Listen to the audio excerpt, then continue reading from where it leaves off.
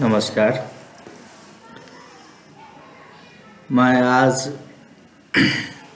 संक्षिप्त में एक बात चर्चा करूंगा कि प्रकाश क्या है और यह किस चीज़ों से बनी हुई है। तो वस्तुतः प्रकाश light is a form of energy या एनर्जी पार्टिकल से बना हुआ है। जब प्रकाश की प्रॉपर्टीज 14 ठो प्रॉपर्टीज है और इसमें एक ठो प्रॉपर्टीज जो मेरे अनुसंधान से थपा एड हुआ वह है scattering of light due to light, effect of light on light. जो discovery of new property of light में मैंने चर्चा किया है, जो www.prophysics.wordpress.com में आपको मिलेगी। मैं एक बात कहूँगा कि प्रकाश की जो गुणवत्ता है वो दो ढंगों से विश्लेषण किया जाता है। एक वेव थ्योरी पर,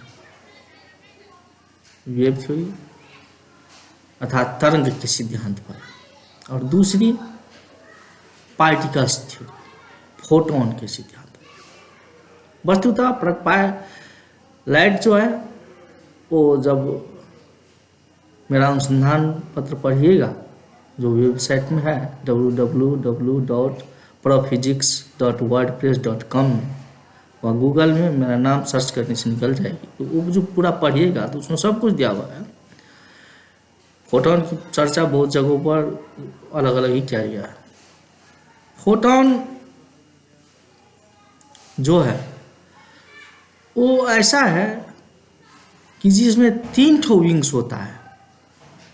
एक इलेक्ट्रिकल विंग्स, दूसरा मैग्नेटिक विंग्स, और तीसरा जो मैंने रिसर्च किया है, पता लगा है, वो है ग्रेविटेशनल विंग्स।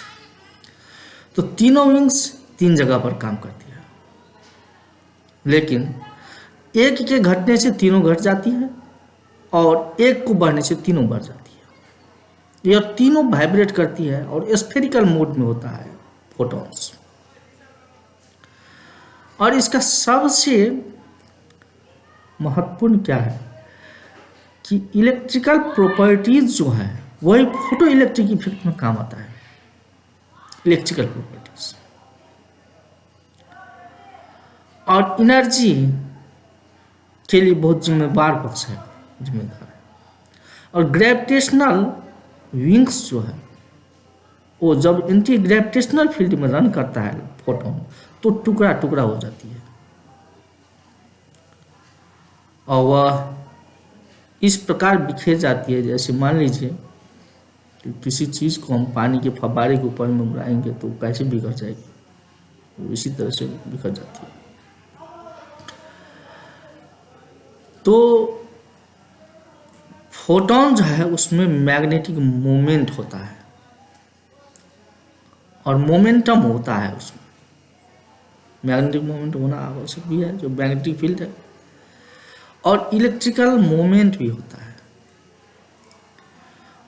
और यह इसमें ग्रेविटेशनल विंग्स होने के कारण यह मासलेस पार्टिकल्स नहीं हो सकता, यह मास वाला पार्टिकल्स है, नहीं तो यह मोमेंटम कैसे इम्पार्ट करेगा, सोचने की बात है।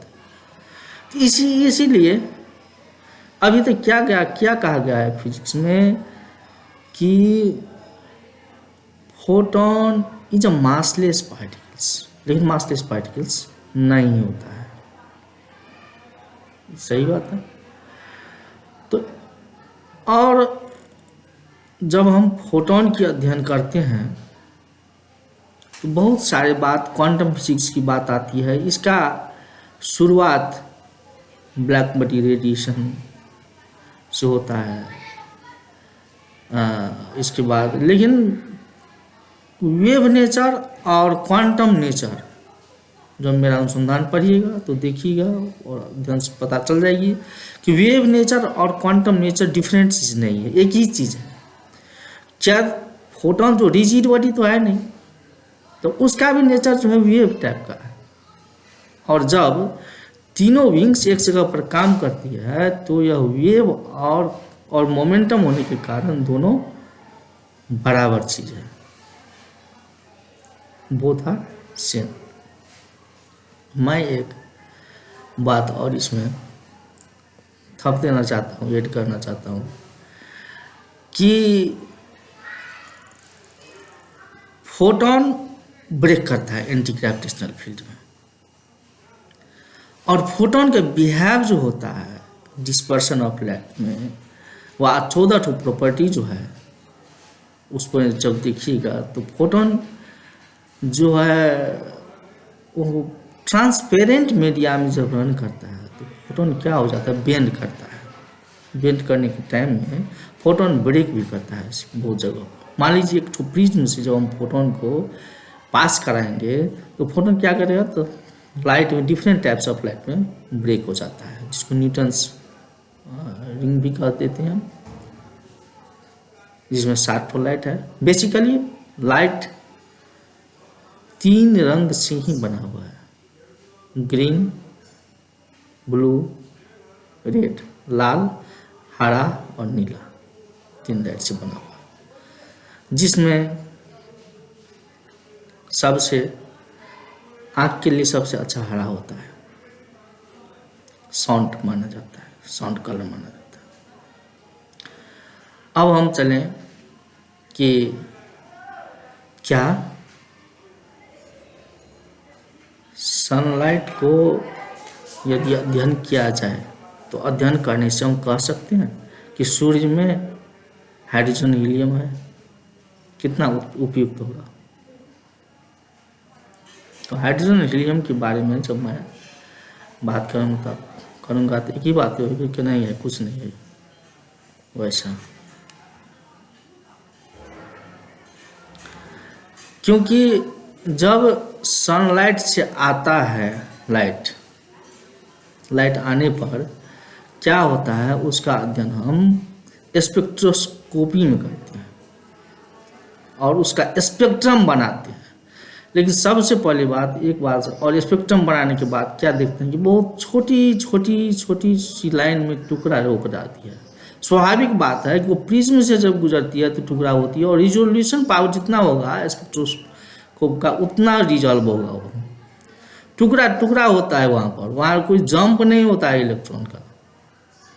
इलेक्ट्रॉन से एनर्जी का जंप नहीं होता है वहाँ पर, लाइट कोई जंप नहीं करता है, ऐसा बात नहीं है। और यहाँ लाइट स्टडी करने से इलेक्ट्रॉन का दिया सॉरी, यहाँ लाइट स्टडी से हम नहीं कह सकते कि सूर्य का लाइट जो है जनरली ओरिजिनल फॉर्म में आ जाता है, बीच में बहुत जगहों पर जो है एंटी ग्रेविटेशनल फील्ड में रन करना पड़ता है, क्वार्ट्ज ग्रेविटेशनल फील्ड में रन करना पड़ता है उस लाइट को, वह एटमॉस्फेयर में आने के बाद उसका स्वरूप चेंज हो जाती है, लाइट को बहुत इंटरेक्शंस होती है इस बीच में, इसलिए हम नहीं कह सकते हैं कि हाइड्रोजन हीलियम होता है।